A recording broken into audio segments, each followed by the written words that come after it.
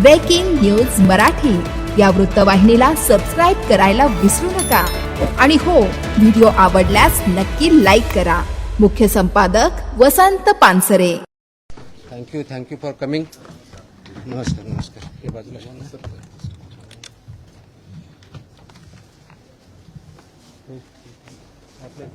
थोडला बोलला तुम्ही, बसा. थोडं पाठीमाग घेऊ का? थोडं पाठीमाग सरू का?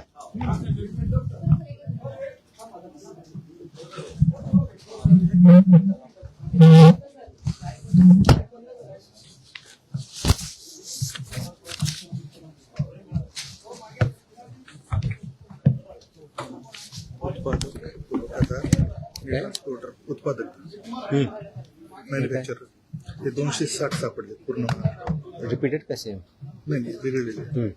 ते पुरवठादार 248 आणि ट्रान्सपोर्टर 190, टोटल 700. कधीपर्यंतचे? ते 10 वर्षातले गेले. आणि अजून रिपीटवाले वेगळे? रिपीट येणार नाही त्याचं. ते डिव्हिजन वाईज आहे. डिव्हिजन वाईजचे रेट टेबल नाही झालं सर पूर्ण, पण कॅल्क्युलेट करून घेतलं. ठीक. करूया चालू.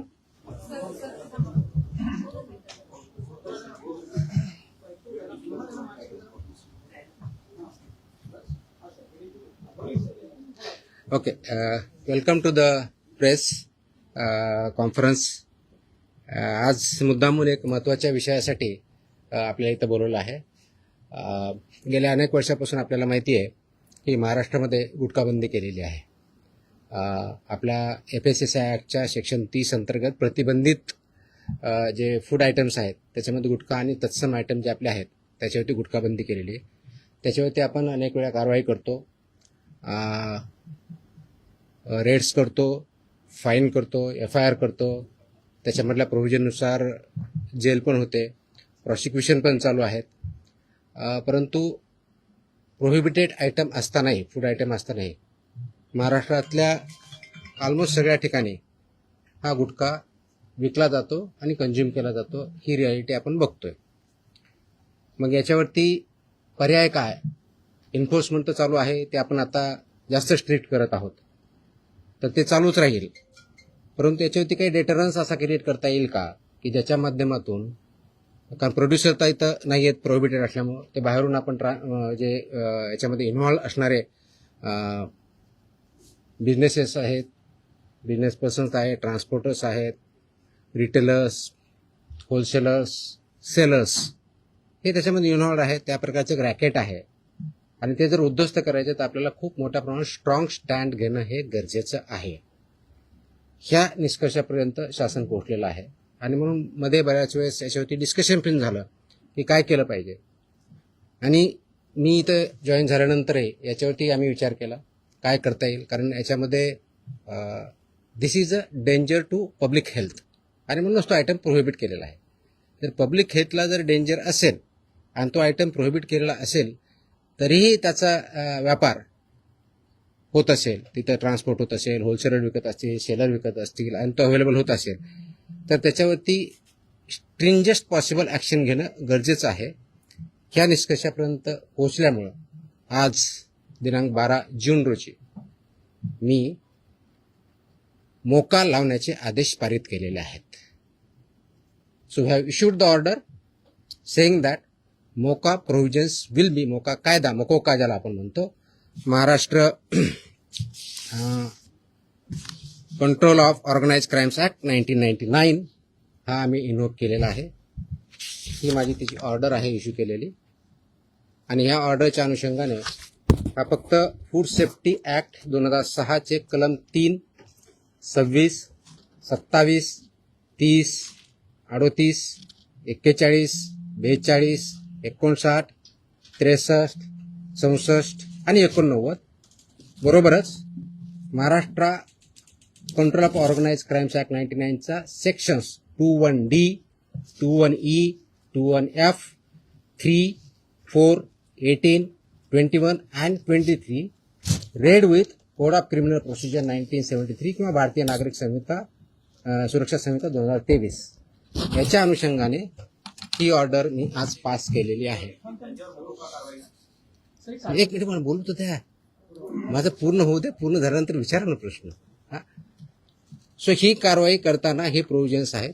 त्याच्यामध्ये ऑथॉरिटी कोणती आहे, त्याचं रॅशनेल काय आहे, कोणत्या क्राईम्सला, कोणत्या ऑर्गनाइज क्राईम मधल्या जी 21D ची डेफिनेशन सांगितलं त्याच्या क्राईममध्ये हा क्राईम कसा बसतो, त्याच्या ऑथॉरिटी कोण कोण आहेत, ह्या सर्व आपण डिफाईन केलेल्या आहेत.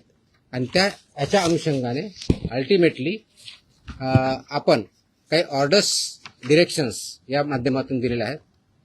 त्याच्यामध्ये ज्या ज्या ठिकाणी हे मोर दॅन वन्स एखाद्या ह्याच्यामध्ये ट्रेड करणारा व्यक्ती, संस्था, आस्थापना असेल त्यांच्याविरुद्ध कंपल्सरी मोका इन्व्होक करायचे ही ऑर्डर आहे. त्याचबरोबर सेक्शन 23 ऑफ मकोका ची जी प्रोसेस दिलेली आहे ती प्रोसिजर कंपल्सरी पाळायची हे पण आपण या सेक्शनमध्ये आदेश दिलेले आहेत. त्यानंतर persons and entities against whom MOCOCA shall be invoked are manufacturers and producers of prohibited food products, number 1. Number 2, financiers funding their manufacture, procurement or distribution. Number 3, interstate and intrastate suppliers and commission agents. Number 4, transporters and vehicle operators, including agents who book or arrange transport. Number 5, godown operators, warehouse owners and store managers who knowingly store such products. 6th, wholesale dealers and distributors. 7th, sub-dealers and semi-wholesaler agents. 8th, retail sellers forming part of an identified organized network. And 9, any other person who knowingly facilitates, abets, conceals or assists any of the above. त्या इतक्या जणांविरुद्ध मोकोका वापरायचे ह्याच्यामध्ये आदेश आपण केलेले आहेत. त्याचबरोबर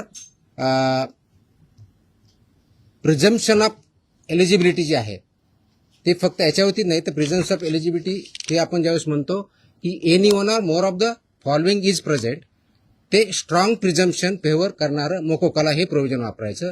आणि no officer shall refrain without recording specific return reasons approved by joint commissioner.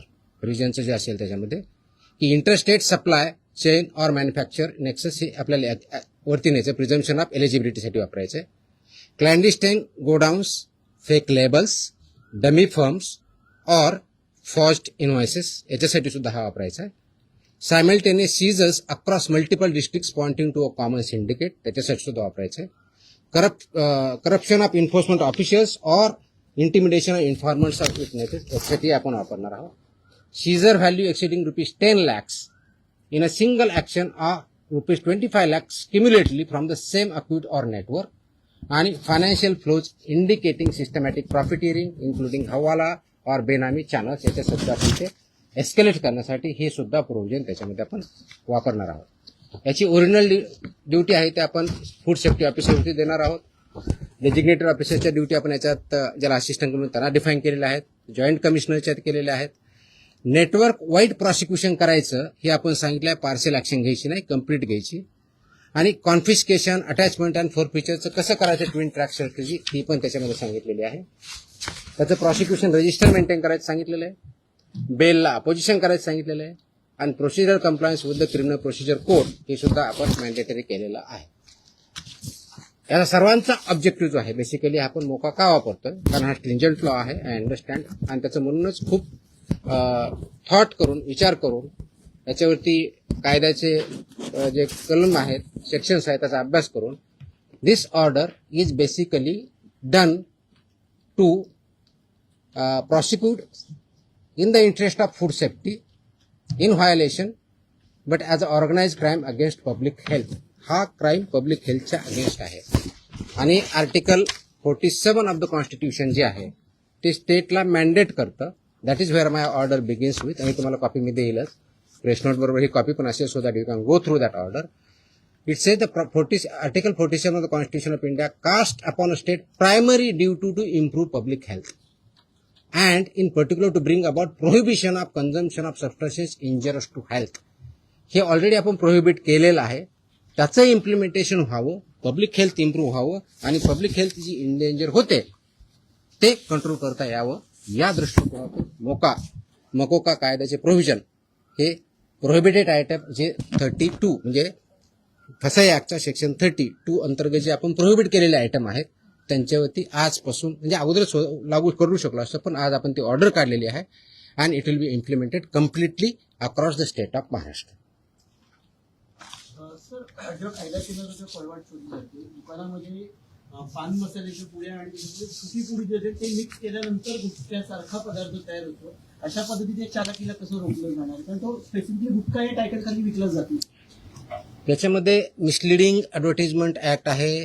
तुम्हाला काही दिवसापूर्वी कारवाई केलेली बघितली. फसाईमध्ये सुद्धा मिसलीड करणं, लेबलमध्ये चुकीची माहिती देणं, इन्ग्रेडियंट चुकीचे असताना वेगळा क्लेम करणं हा सुद्धा गुन्हा आहे. त्यानुसार आपण कारवाई करतो त्याच्यावरती. फक्त ही जी चालाकी केली जाते, दिस इज मिसलिडिंग. तर मिसलिडिंगला कायदा आहे. दुसरं मिश्रण जे असतं जे पान मसाला त्याला सुद्धा याच्या अंडर घेतलं जातं ते तंबाखू मी मिश्रण. तेच सांगतोय की आपल्याला कोणताही एखादी ज्यावेळेस प्रॉडक्ट असतो त्याच्यावरती लेबल कोणतं असावं, ते कोणत्या स्टँडर्डचं असावं, त्याच्यामध्ये कोणते कोणते इन्ग्रेडियंट असावे, त्याची काय व्हॅल्यू आहेत वेगवेगळ्या, त्या मॅन्डेट दिले, त्याचे रेग्युलेशन्स आहेत. फसाईमध्ये रेग्युलेशन्स दिलेले आहेत, व्हेरी क्लिअरली दिलेले आहेत. त्याचबरोबर ॲडव्हर्टायझिंग आणि मार्केटिंगचे सुद्धा रेग्युलेशन्स क्लिअरली आहेत. त्याचं व्हायोलेशन जिथं जिथं होतं त्या प्रोव्हिजनचा वापर आम्ही तिथं करणार आहोत. सर, याची जेव्हा कारवाई केली जाते तेव्हा लोकल पोलिसांची भूमिका खूप महत्वाची असते. स्पेशली बीट मार्शल आणि यांचा जो व्हिजिलन्स असतो तो अनेक वेळा नेक्सस तिकडे दिसून येतो अनेक पानटपऱ्यांवरती. ते कसं ब्रेक केलं जाणार, का आपल्याकडनं कडक कारवाईची तरतूद सगळ्यांकडून. त्याच्यामध्ये तुम्ही जर आता मी वाचलं व्यवस्थित ऐकलं असतं तर त्याच्यामध्ये तुमच्याकडनं प्रतिक्रिया त्याच्यावरती अपेक्षित. पोलीस आणि हे नेक्सस जे अनेक ठिकाणी इट्स नॉट पाहायला अबाउट पोलीस ऑर FDA किंवा food safety officers. It is the holistic. याच्यामध्ये कंझ्युम करणारा आहे तेवढा जबाबदार आहे, विकणारा आहे तेवढा जबाबदार आहे, इन्फोर्स न करणारा आहे तेवढा जबाबदार आहे. जो कोणी जबाबदार असेल आपण त्याच्यावरती कारवाई करणार आहोत आणि स्ट्रिक्ट करतोय. तुम्ही गेल्या काही दिवसामध्ये बघितलं असेल, हा ज्यावेळेस प्रोहिबिट केला त्यावेळेसचा उद्देश हाच होता, ही it's a danger to public health. आणि ते जर टाळायचं असेल, कारण याच्यामधून काय काय आजार होतात हे मी वेगळं सांगण्याची गरज नाही. It's documented, it's in the public domain. ते करण्यासाठी आपल्याला स्ट्रिंजंट ऍक्टचे प्रोव्हिजन आपण आज का इन्व्होक करतोय, कारण जेवढ्या इफेक्टिव्हली आपल्याला करायचं होतं तेवढं होऊ शकलं ना. हा डेटाच्या आधारे तुम्हाला मी डेटा सांगतो, म्हणजे जस्ट फॉर इन्फॉर्मेशन आपल्याला आहे कसे की आतापर्यंत गेल्या 10 वर्षात ऑलमोस्ट आपण FIR किती केलेले आहेत महाराष्ट्रामध्ये. 32चा FSSAचा जो सेक्शन प्रोहिबिट केलेला आहे त्याच्यावरती. जे मॅन्युफॅक्चरर्स आहेत त्यांच्या विरुद्ध 260 मॅन्युफॅक्चरर्स FIR आहेत आपले. जे पुरवठादार आहेत सप्लायर्स ते 248 आहेत आणि पर्सन्स जे आहेत ते असे 190, असे 703 ट्रान्सपोर्ट कोणते हे ट्रान्सपोर्ट सॉरी ट्रान्सपोर्टर म्हणजे उत्पादक 260, सप्लायर्स 248 आणि ट्रान्सपोर्टर्स 190 असे 703 FIR आहेत. सो FIR काय कमी केलेत अशातला भाग नाही. त्यांचं प्रॉसिक्युशन त्यांची पुढची प्रोसेस आपण करतोय, पण आपल्याला अजूनही त्याच्यामध्ये कम्प्लीट याच्यामधून खरोखरच हद्दपात करण्याच्या दृष्टीने कारण याच्यातून झाला नाही तर पुढची स्टेप आपण घेतोय आणि ती आज आपण घेतलेली आहे. Yes please. पदभार स्वीकारला एक मिनिट.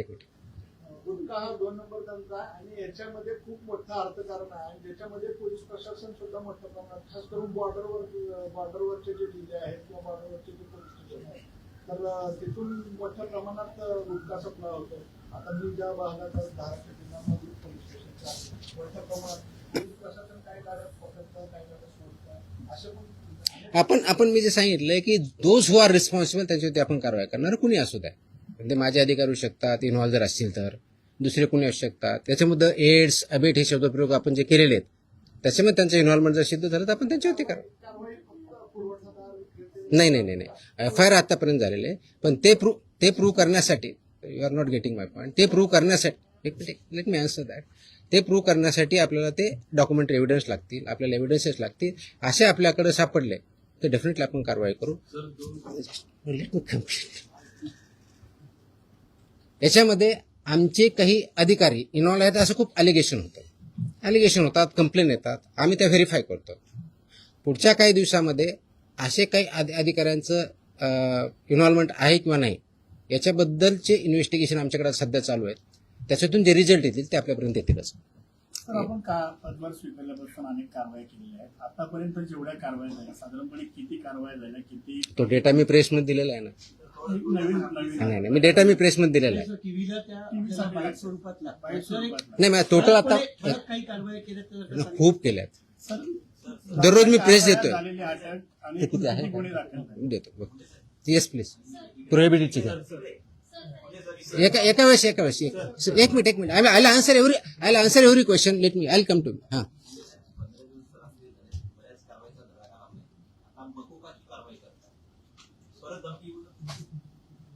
मला धमकी आलेलं कुणी सांगितलं तुम्हाला? नाही, sorry, no sorry, please look at ती जुनी क्लिप आहे, कमीत कमी 10 वर्षापूर्वीची आहे. Look at the clip. आताची क्लिप नाही याची ती. दॅट वॉज नाही मला नाही आलेलं that clip. If I remember correctly, मला आठवत नाहीये, इफ आय रिमेंबर करेक्टली बहुतेक ती पुण्यातली क्लिप आहे. फिनावाजी पीएमपीएम आहे. चेकआउट. तुम्ही बघा ते क्लिप आताची नाही. मला कोणतरी पाठवली. मला कोणतरी विचारलं. मला अशी धमकी नाही आलेली. येतो मी त्यांना. Let us focus on this. There are so many issues. Let us focus on this. Please. थोडं. I'll answer on this one. 2 दिवसापूर्वी संभाजीनगरमध्ये एफडीएच्या पथकावर दगड फेकला आणि अधिकाऱ्यांना स्कॉर्पिओ गाडी त्यांच्या अंगावर आणण्याचा प्रयत्न केला. त्यांच्यावर पण मकोका अंतर्गत कारवाई होती.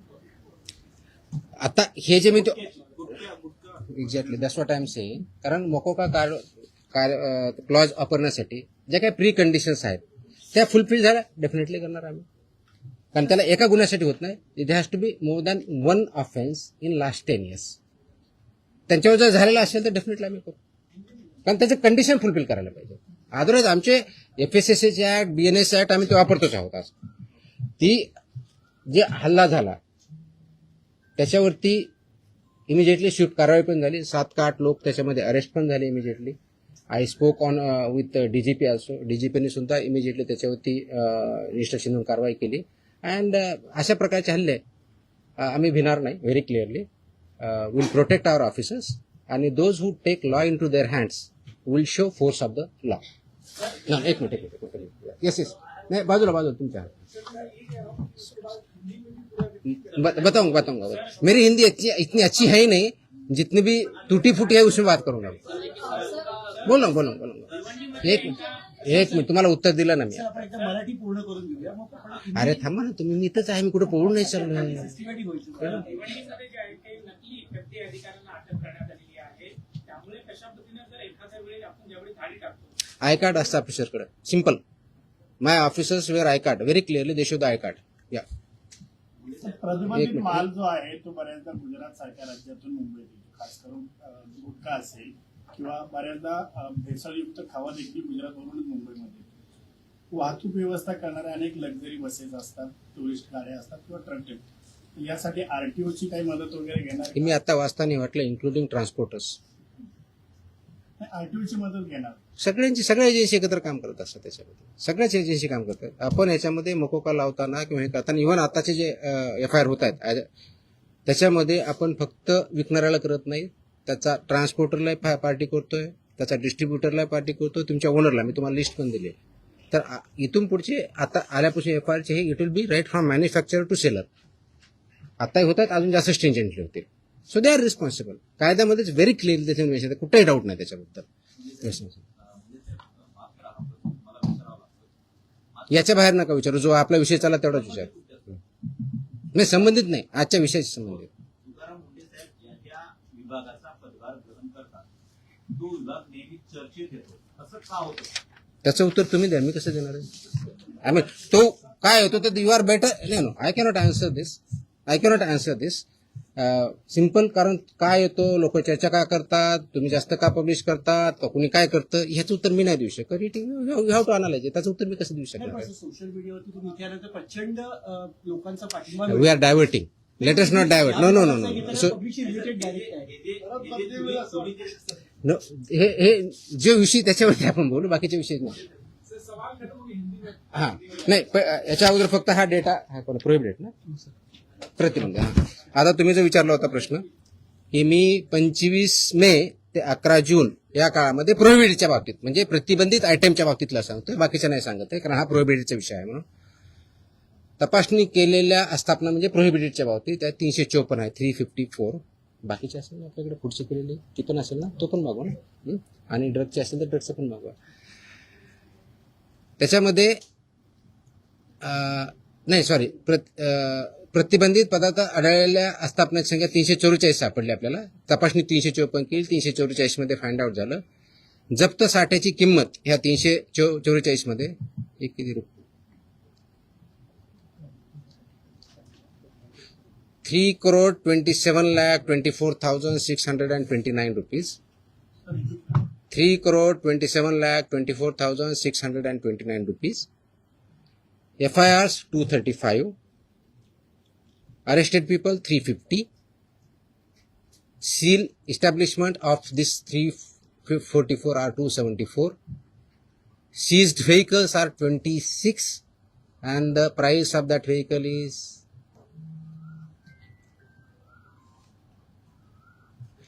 13,39,500. Sorry, 1,33,95,000.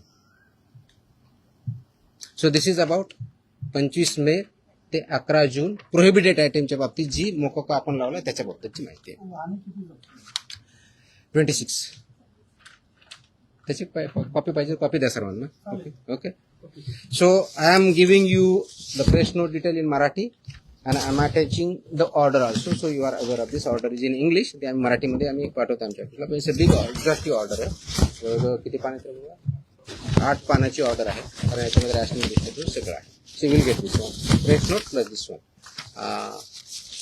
हिंदीमध्ये माझी हिंदी चांगली नाही होत एवढी यार.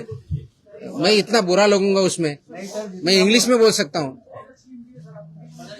हाँ हाँ हाँ.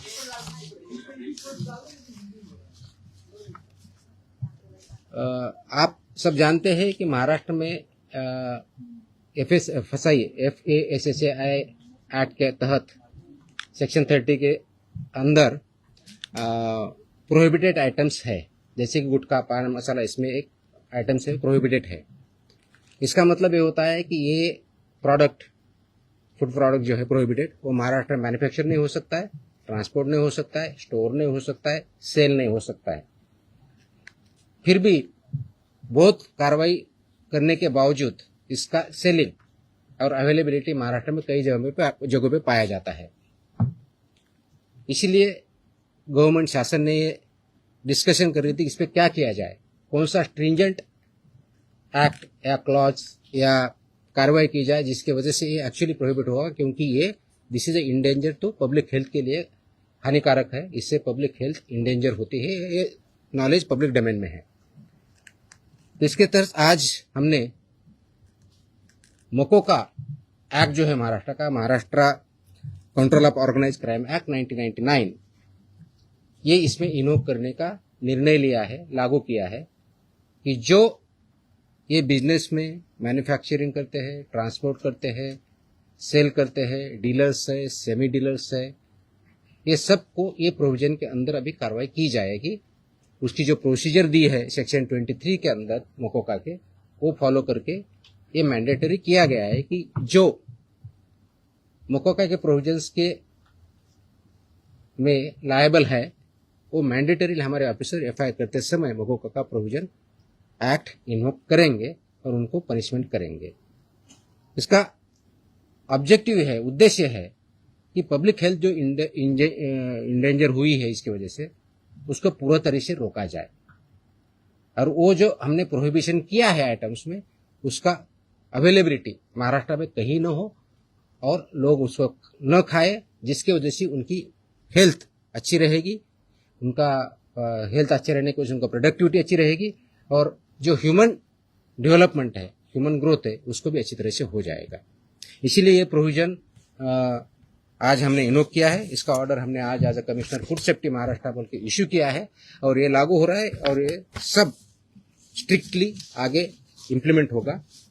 अब तक का लास्ट 10 साल में जो मैन्युफैक्चरर्स है उनके खिलाफ 260 FIR हुए हैं, जो सप्लायर्स है 248 FIR हुए हैं, जो ट्रांसपोर्टर्स है 190, ऐसी 703 FIRs भी हो चुके हैं. इसका डेटा हमने मांगा है, उसका एनालिसिस भी चल रहा है. तो मेरी ये सुझाव है, वार्निंग है, those who are involve in this business, इधर मैन्युफैक्चरर और ट्रांसपोर्टर्स और सेलर्स और डीलर्स और सेमी डीलर्स, ये महाराष्ट्र में आप काम बंद कीजिए, नहीं तो ये कानून के हिसाब आपको कड़ी से कड़ी जो आपको सजा इसमें पता है वो दिया है, इसी शासन सजा देंगे, प्रोसिक्यूट करेंगे और हम महाराष्ट्र जो प्रोहिबिटेड आइटम है उसमें नहीं मिलने देंगे। ये जो हमने बताया कि इसमें कौन कौन आता है, तो इसमें मैन्युफैक्चरर आएंगे, manufacturer end producers of prohibited items, financials funding जो करते हैं मैन्युफैक्चर के लिए या प्रोक्यूरमेंट के लिए या डिस्ट्रीब्यूशन के लिए, वो भी आएंगे। इंटर स्टेट और इंट्रा स्टेट सप्लाईज जो है वो भी इसमें आएंगे, कमीशन एजेंट्स भी इसमें आएंगे, ट्रांसपोर्टर्स आएंगे, व्हीकल ऑपरेटर्स आएंगे, इंक्लूडिंग एजेंट्स हु बुक और अरेंज फॉर ट्रांसपोर्ट, वो भी आएंगे। गोडाउन ऑपरेटर्स आएंगे, वेयरहाउस ओनर्स आएंगे and store managers who knowingly store such products, वो भी आएंगे। होलसेल डीलर्स एंड डिस्ट्रीब्यूटर्स भी आएंगे, sub dealers and semi wholesalers भी आएंगे, एजेंट्स भी आएंगे, retail sellers forming part of an identified organise network भी आएंगे, और एनी अदर पर्सन नोइंगली जानबूझ के उसको अबेट करता है, इंफॉर्मेशन कंसील करता है या असिस्ट करता है, ये सब की चला के लगेगा। सेलर है,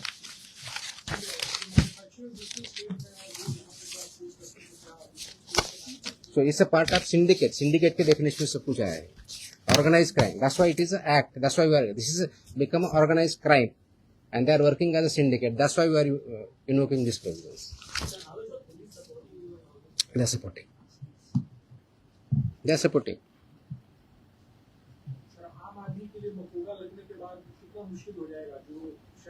आम आदमी को क्यों मुश्किल होगा? आम आदमी बिजनेस में नहीं है ना।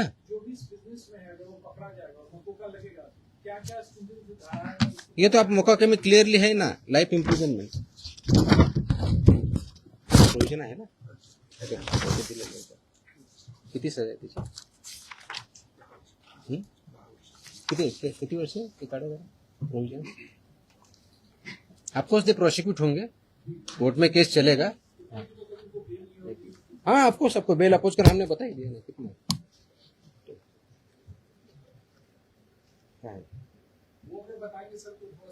नहीं वो तो फुटे which may extend up to 10 years imprisonment, shall also be liable to fine, such property shall also be liable to be attached and forfeiture। और रिपीट है तो उसका फिर और बताए, या इम्प्रिजनमेंट प्रॉपर्टी भी सीज होगी। नाही हे विषय संपवल्यानंतर आपण दुसरा आता, ठीक आहे? तुमचे प्रश्न संपत नसतात कधी, मला माहिती आहे। आय थिंक झालं ना आता हिंदीमध्ये। हा येतो एक विषय संपला, आता हा विषय संपवत आपण। माझी अशी अपेक्षा आहे आपल्याकडून, प्लीज याला चांगली पब्लिसिटी द्या। This is in the interest of state of Maharashtra, is very very crucial, very very crucial. Many people have fallen prey to this, so we need to save our people. We need to work. That's a public health hazard, and we have to eliminate it. Absolutely clear. So इसीलिए मुझे ये publicity जितनी ज़्यादा दे सकते हो वो दे दो. That is my request. Dairy ओनर्सची आणि मॅन्युफॅक्चर म्हणजे मिल्क अँड मिल्क प्रॉडक्ट्स याच्यामध्ये आज मीटिंग मी सगळ्यांची बोलवली होती. उद्देश हा होता की डेअरी सेक्टरमध्ये जे फसाईचे रेग्युलेशन्स आहेत, स्टँडर्ड्स आहेत, म्हणजे सगळ्या सेक्टरमध्ये आहेत, त्याच्यामध्ये डेअरीचे पर्टिक्युलरली बोलवली होती, कारण तो खूप मोठा इश्यू आहे, अनेक वर्षापासून आहे. अत्यंत चांगले लोक काम करणारे त्याच्यात आहेत आणि काही त्याच्यामध्ये चुकीचं काम करणारे पण आहेत.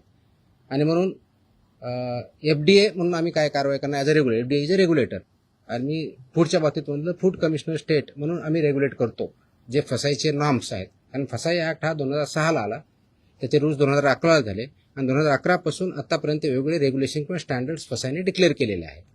ते मॅन्डेटरी आहे सर्वांवरती. जे जे फूड बिझनेसेसमध्ये आहे, ज्याला आपण FBO म्हणतो, फूड बिझनेस ऑपरेटर, ते रजिस्टर्ड असणं हा भाग वेगळा आहे. पण त्यांनी कोणत्या कोणत्या प्रकारचे स्टँडर्ड्स जे जे प्रॉडक्ट आहेत त्याला वापरायचे, त्याप्रमाणे प्रॉडक्ट तयार करायचे किंवा सेल करायचे, हे त्याच्यामध्ये स्टँडर्ड्स दिलेले आहेत. त्याच्यामधला एक भाग म्हणून जे मिल्क अँड मिल्क प्रॉडक्ट्स आहेत याच्यासाठी जे स्टँडर्ड्स लागतात ते त्यांनी पाळावेत, ते त्यांनी इम्प्लिमेंट करावेत. या दृष्टिकोनातून एक इंटरॅक्शन सेशन, कायद्याचे प्रोव्हिजन, रेग्युलेशन्स कोणते आहेत ते त्यांना आम्ही सांगितले. त्यांचे जे काही इश्यू होते ते आम्ही समजून घेतले आणि यातून पुढे खूप स्ट्रिक्टली याच्यावरती इन्फोर्समेंट होईल. राईट फ्रॉम कलेक्शन सेंटर गावातलं जे असेल तिथपासून ते म्हणजे तुमचा MBO असेल, म्हणजे तुमचं जे चिलिंग सेंटर असेल, कलेक्शन सेंटर्स असेल, चिलिंग सेंटरपासून तुमच्या डेअरीपर्यंत जात असेल, मग तुमचा दूध प्रॉडक्ट बनवणारा किंवा पनीर बनवणारा तिथपर्यंत जात असेल, ते प्रॉडक्ट बनवून ते कंझ्युमरपर्यंत जात असतील, ही सगळी चेनमध्ये जे त्याच्यामध्ये इन्व्हॉल्व आहेत त्यांनी हे सगळे स्टँडर्ड्स पाळले पाहिजेत, इम्प्लिमेंट केले पाहिजेत आणि त्याच्यामुळे चुकीचं काही होणार नाही हे त्यांना समजून सांगण्यासाठी, कायद्याचे प्रोव्हिजन समजून सांगण्यासाठी आम्ही मीटिंग बोलवली होती, इंटरॅक्शन केली. मी एक प्रेझेंटेशन पण केलं की कायदा काय सांगतो, नाही केलं तर त्याचे काय प्रोव्हिजन होतात. तर 2-3 ठळक ज्या गोष्टी आहेत त्याच्यामधल्या, तर एक पहिलं की अनसेफ फूड हे कशाही परिस्थितीत टॉलरेट केलं जाणार नाही, इन्क्लुडिंग मिल्क प्रॉडक्ट्स. अनसेफ फूडची डेफिनेशन कायद्यात दिलेली आहे, त्याच्यामुळे मी इथं बोलत नाही, ते तुम्ही वाचू शकता, त्याच्यात क्लिअरली आहे. दुसरं अडल्चरेटेड फूड, तिसरं मिसब्रँडेड, चौथं सबस्टँडर्ड आणि अजून काय एवढंच नाही. सो अशा प्रकारच्या कॅटेगरी आहेत आणि या प्रत्येक कॅटेगरीला काय पनिशमेंट आहे हे कायद्यामध्ये दिलेलं आहे. तर ते व्हायलेट तुम्ही करू नये. त्याचे जे वेगवेगळे रेग्युलेशन, पहिला रेग्युलेशन फॉर रजिस्ट्रेशन कंपल्सरी आहे, ते बऱ्यापैकी इम्प्लिमेंट आहे आजच्या डेटला, रजिस्ट्रेशन आणि लायसन्सिंग, पण तेवढ्यापर्यंत चालत नाही. फूड प्रॉडक्ट्सचे जे 2011चे स्टँडर्ड्स आहेत ते बऱ्याच वेळेस कॉम्प्रोमाइज केले जातात, ते करता येणार नाही. मार्केटिंगच्या किंवा ॲडव्हर्टाइजिंगच्या बाबतीत चुकीचं दिलं जातं, ते करता चालणार नाही. त्याचबरोबर काय म्हणतो त्याला, प्रिंटिंग काय म्हणतो त्याला, प्रिंट करतो ते लेबलिंग जे आहे ते व्यवस्थित होत नाही किंवा चुकीच्या पद्धतीने होतं किंवा मिसलिडिंग होतं, ते चालणार नाही. पॅकेजिंग त्याचे स्टँडर्ड्स ठरवले आहेत, ते पॅकेजिंग त्याच पद्धतीनं पाहिजे, ते चालणार नाही. हे त्यांना आम्ही चांगल्या पद्धतीनं समजून सांगितलं आहे आणि बाय अँड लार्ज त्यांची कन्व्हिन्स झालेली आहेत की येस आमच्याकडे काही ज्या त्रुटी असतील तर आम्ही त्याच्यामध्ये कारवाई करू, जेणेकरून हे जे दूध आहे किंवा प्रॉडक्ट आहे, फूड अँड फूड प्रॉडक्ट जे आहेत ते कंझ्युमरला जे स्टँडर्ड फसाईने घालून दिलेले आहेत ते त्याप्रमाणे करतील. जे करणार नाही त्याच्यामध्ये फसाई ॲक्टनुसार आपण त्याच्यावरती कारवाई करणार आहोत. आता हे standard over a period of time आले, 2011 पासून आतापर्यंत जवळजवळ टोटल 28 प्रकारचे रेग्युलेशन किंवा स्टँडर्ड आहेत, त्याच्यातले 6 हे ऑथॉरिटीचे आहेत, मग 22 आहेत वेगळ्या प्रॉडक्टच्या बाबतीतल्या आहेत सगळे. त्याच्यातले बऱ्याचशा अंशी 6 ते 10च्या दरम्यान हे फूड अँड फूड प्रॉडक्ट्स लागतात. प्रत्येकाला मोर दॅन 1 लागतात, रजिस्ट्रेशन कंपल्सरी आहे, पण ते फूड कॅटेगरी जी असेल त्यांना ते लागतात. ते स्टँडर्ड्स आम्ही जास्त इम्प्लिमेंट करू, सॅम्पलही आम्ही वाढवू आणि त्याचबरोबर आम्ही हे सांगितलं की कंप्लायन्स करणं ही तुमची जबाबदारी आहे आणि इन्फोर्स करणं ही आमची जबाबदारी ॲज अ रेग्युलेटर म्हणून.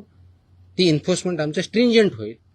त्याच्यामुळं आपण स्वतः आपल्या आधीनिसं ज्यांच्याकडून तुम्ही दूध घेता, जे चिलिंग सेंटर्स आहेत, जे तुमचे प्रॉडक्ट्स आहेत, तुमचे प्लांट्स आहेत, त्या ठिकाणी याचं कोणतंही व्हायोलेशन होणार नाही याची काळजी तुम्ही घ्या. आणि सबस्टँडर्ड असेल, अनसेफ असेल, तो माल रिजेक्ट करा, तो तुम्ही वापरू नका, दुसऱ्याकडे वापरू देऊ नका, so that this unsafe, substandard, adulterated, misbranded असं कोणताही प्रॉडक्ट मार्केटमध्ये येणार नाही. त्यासाठी तुम्ही कार्यरत राहा आणि ते कंप्लायन्स करता की नाही त्याचं एन्फोर्समेंट आम्ही बघू आणि जिथं कंप्लायन्स होत नाही त्यांच्यावरती आम्ही स्ट्रिक्ट कारवाई करू. दिस वॉज द मीटिंग. तुमच्या कारवाईचं शेतकरी फार खुश आहेत. तुमच्या कारवाईनंतर आठवडी तालुक्यामध्ये तुमचा दुधाभिषेक करण्यात आला. दुधाचे रेट वाढतील असं वाटतं तुम्हाला? रेट माझ्या हातात नाही आहेत. वाढवणं हा इज अ फ्री मार्केट, त्याच्यामुळे दुधाचा किती रेट असावं ते डिमांड सप्लायवरती ठरलं जाईल. पण आपण अडल्चरेशन बंद करू शकलो, आपण सबस्टँडर्ड दूध बंद करू शकलो, प्रॉडक्ट्स बंद करू शकलो, तर ऑफकोर्स प्युअर दुधाला डिमांड वाढेल. ऑफकोर्स मार्केट फोर्सेसनुसार त्याचे जे काही परिणाम होते ते होते. आतापर्यंत ज्या कारवाया झाल्या, अनेक जप्त केलेला माल आहे तो टेस्टिंगसाठी पाठवण्यात आलेला आहे. किती अहवाल येणे बाकी आहे? आता खास करून दूध किंवा दुग्धजन्य पदार्थ यांचे लवकर नाशवंत होतात, त्याची आम्ही काळजी घेत आहोत. त्याचे जे पिरियड दिलेला आहे, ड्रगच्या बाबतीत 60 दिवसाचा असतो, फूडच्या बाबतीत 14 दिवसाचा असतो, त्या वेळेतच येथील आम्ही इन्श्युअर करतोय. त्याची सुद्धा मी आढावा घेतलेला आहे. आपल्याकडं 3 ठिकाणी आपल्या स्वतःच्या लॅब आहे. पुण्याला आपली हेल्थ डिपार्टमेंटची ऑलरेडी लॅब आहे, प्लस मुंबईमध्ये BMCची लॅब आहे, प्लस गव्हर्नमेंट ऑफ इंडियाच्या फसाच्या PPP वरती लॅब आहेत. त्याच्यामुळे आपण ते सॅम्पल वेळेत कसे होतील याची आपण काळजी घेत आहोत. मनुष्यबळासंदर्भात देखील मागे एकदा अशी भरपूर एकाच दिवशी सगळं मग तुम्हाला परत प्रश्न यायचं नाही का असं सांगा, मी सांगू शकतो. रोज येऊ रोज. नाही रोज तर नाही शक्य, पण इन बिटवीन आपण भेटत जाऊ 100. नहीं नहीं इसमें मुकदमा वो प्रोहिबिटेड आइटम के लिए है. विल एज आई टेल ना, इसमें रिपीट ऑफेंसेस कितने हैं, क्या है, हम देखेंगे. Will examine everything. We have collected data, we have started work on that. ये एक दिन का ऑर्डर नहीं है, it lot of thought has gone into it. जो कंडीशन में अगर फुलफिल करता है डेफिनेटली, इसीलिए मैंने मैंडेटरी किया है ना उसको. या सरकारी रुग्णालयांना पुण्यातील आणि पिंपरी चिंचवडमधील रुग्णालयांना हिंदुस्तान अँटीबायोटिक्स कंपनीमधून औषध निर्मिती थांबवण्याचा निर्णय आपल्या विभागाने घेतला आणि औषध निर्मितीमध्ये त्रुटी आढळल्याने हॉस्पिटल औषध निर्मिती हॉस्पिटलमध्ये जे इंजेक्शन आणि सलाईन पुरवठा करतात ना, हां त्या पुण्यातील आणि पिंपरी चिंचवडमधील हिंदुस्तान अँटीबायोटिक कंपनीमध्ये औषध निर्मिती थांबवण्याचा निर्णय घेतला होता, असं यांनी बजावलं. कुणी? म्हणजे आपल्या विभागाने कुठे एक कॉपी होती. प्रश्न आला मला. नाही तुम्ही प्रश्न असा अझम्पशनवर प्रश्न नका ना विचारू. असा अझम्पशनवर प्रश्न नका विचारू. तुमचा काय फॅक्ट्स काय ते सांगा. मग अशा आदेश बाजूला असा प्रश्न आला तर कुणी आदेश बरोबर हे तर पाहिजे माहित पाहिजे. औषध निर्मितीमध्ये त्रुटी आढळल्याने शोकॉज नोटीस बजावण्यात आली. प्लीज आता थोडंसं तुम्हाला समजून सांगतो. कंटेक्स्ट मध्ये मी त्या स्पेसिफिक केसबद्दल बोलत नाही, कारण तुम्ही स्पेसिफिक प्रश्न विचारत नाही. मी तुम्हाला जनरल सांगतो. काय असतं की मार्केटमध्ये जे आपले ड्रग्ज असतात म्हणजे मेडिसिन्स असतात, त्यांचं आम्ही चेकिंग करत असतो. चेकिंग करताना परत सबस्टँडर्ड, अडल्चरेटेड आणि याच्यामध्ये ड्रगमध्ये एक कॅटेगरी आहे स्प्युरियस किंवा मिसब्रँडेड, या प्रकारचे आढळले तर त्याला पनिशमेंट ड्रग्ज अँड कंट्रोल ॲक्टनुसार आम्ही करतो. अशा जर काही कॅटेगरी आढळल्या असते आमच्या याच्यामध्ये तर there is a provision called recall order म्हणतात त्याला, आणि स्टेट ड्रग कंट्रोलर ते करत असतो. ती प्रोसेस आम्ही चालू केलेली आहे. म्हणजे आम्ही कुठं आम्हाला कंप्लेंट आले, मी व्हेरीफाय केलं, आम्हाला वाटलं, आम्ही सॅम्पल घेतले, त्याच्यातून आम्हाला ह्या 4 कॅटेगरीपैकी जी कोणती आलेली आहे तर तो प्रॉडक्ट मार्केटमधून, फक्त हॉस्पिटलमधून नव्हे, मार्केटमधून आम्ही रिकॉल करतो. त्या कंपनीला सांगतो आणि त्याची मी पब्लिसिटी पण करतो.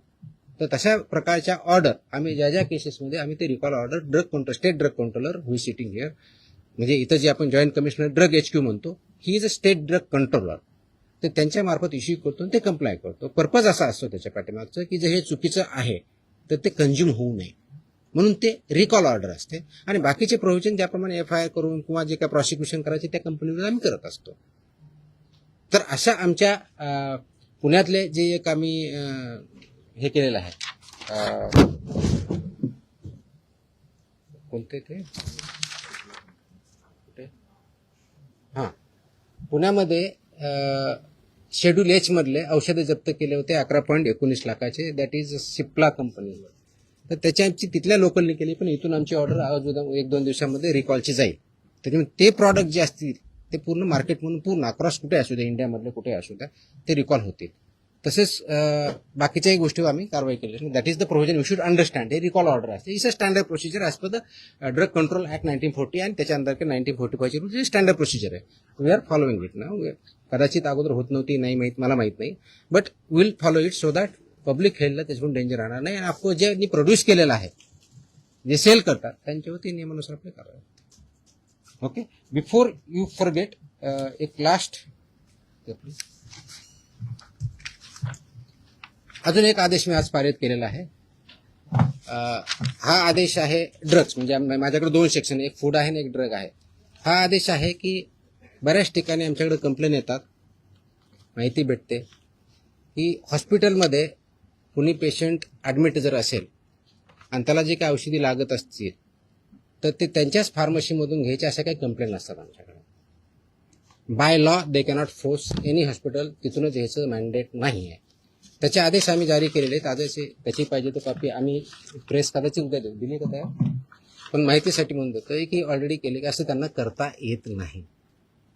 कोणत्याही पेशंटला जर बाहेरून आणायचं हा त्यांचा चॉईस आहे. यू कॅनॉट फोर्स एनीबडी की तुमच्याच फार्मसीमधून किंवा ह्याच फार्मसीमधून किंवा त्याच फार्मसीमधून घ्या, हे तुम्ही पेशंटला फोर्स करू शकत नाही. हे आम्ही सगळ्यांना ऑर्डर काढलेली आहे आणि इट विल बी इन्फोर्स्ड, कारण तो सिटिझन्सचा किंवा पेशंटचा राईट आहे कुठून परचेस करायचा. त्यांना तुम्हाला प्रिस्क्रिप्शन द्यावं लागेल. प्रिस्क्रिप्शन दिल्यानंतर त्यांना जिथून आणायचे तिथून आणतील. त्याच्यामुळे यू कॅनॉट फोर्स की तुमच्याच फार्मसीमध्ये घ्यावा. तो पण आदेश आज आम्ही पारित केलेला आहे. याच्यामध्ये एक मुद्दा असा आहे, जर डॉक्टरने लिहून दिलं प्रिस्क्रिप्शन, तो त्याच्यात जो प्रिस्क्रिप्शन किंवा पुढे जे काही लिहून देईल ते फक्त त्याच्याच मेडिकलमध्ये अवेलेबल असतं. जर दुसरीकडे घ्यायला लागला तर तिथं उपलब्ध नसतं. असं का बरं होईल? हो सर आहे. मला तरी अनुभव आहे. म्हणजे मेडिसिन फक्त त्याच्या हॉस्पिटलसाठी. Hold on. ऐकून घ्या. ते मेडिसिन फक्त त्याच्या हॉस्पिटलसाठी बनवलं आहे का? त्याच्यात मेडिकल सांग. त्याच्यामध्ये स्टँडर्ड ज्या ऍडवायझरीज आहेत त्या ऍडवायझरी अशा आहेत की त्यासाठी जेनरिक ऑप्शन काय हे पण देऊ शकतात, ते मागू शकता पेशंट. अशा स्पेसिफिक आले तर आम्ही कारवाई करू. मला स्पेसिफिक लागले, जनरल नको, आम्ही कारवाई करू. There is a law. मैं है या नहीं बोल रहा, मैं क्वेश्चन नहीं कर रहा हूँ. अगर ऐसे हमारे पास स्पेसिफिक कंप्लेन आते हैं हम कार्रवाई करेंगे ना. तर कसं ते कंटेंट पेक्षा ते ब्रँड नेम देतात, त्यामुळे लोक ब्रँड नेम वरती जातात आणि कंटेंट. हा खूप मोठा विषय आहे.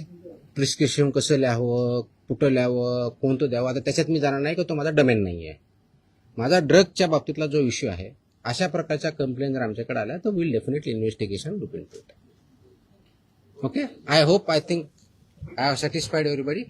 आणि मोकोकाला जरा वाईट पब्लिसिटी आहे. येस, हे अगोदर नाही सांगायचं का? अरे नाही, आता नाही, बाकीचे सगळ्यांना प्रिंटमध्ये द्या.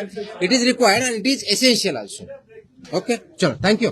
म्हणजे ट्रेडमार्क तुकाराम मुंबई. गप्पा नको मारा. ब्रेकिंग न्यूज मराठी या वृत्तवाहिनीला सबस्क्राईब करायला विसरू नका. आणि हो, व्हिडिओ आवडल्यास नक्की लाईक करा. मुख्य संपादक वसंत पानसरे.